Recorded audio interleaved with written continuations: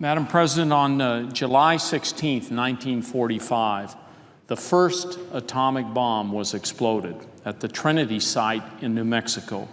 For residents of the Tularosa Basin, it marked the beginning of decades of cancer, of chronic illness, of suffering that continues to this day.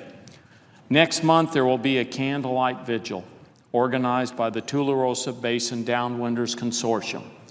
Folks will once again gather, as they have done now for each year. For the past 5 years, they will stand shoulder to shoulder, they will light candles, and they will remember. They will remember that an injustice was done and has yet to be righted. The Trinity explosion paid little attention to surrounding communities. Radioactive debris fell from the sky, killing cattle, poisoning water, poisoning food, the air we breathe. The damage was done and would remain long after the test was finished. For generations, the suffering it caused is very real, and so is the sadness, disappointment, and anger. Attention was not paid then, but it must be paid now. That's why I've introduced legislation in this Congress to amend the Radiation Exposure Compensation Act, to recognize the Trinity site, to include New Mexicans who have suffered for decades, who still wait for justice, who still wait for compensation from the federal government for their injuries, almost 70 years later, still waiting.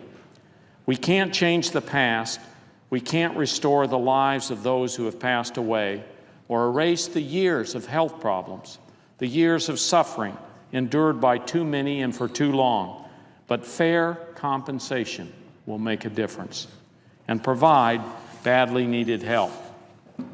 The original RECA legislation required years of work on the ground. My father helped lay the groundwork for RECA a quarter of a century ago through his work with radiation exposure survivors and their families, compiling stories and records and histories of victims.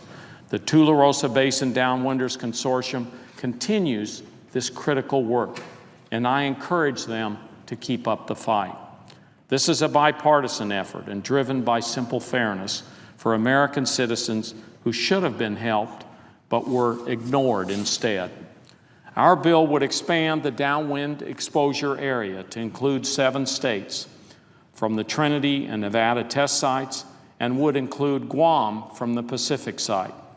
It would also help post-1971 uranium miners to be eligible for compensation, and it would fund a critical public health study of those who live and work in uranium development communities.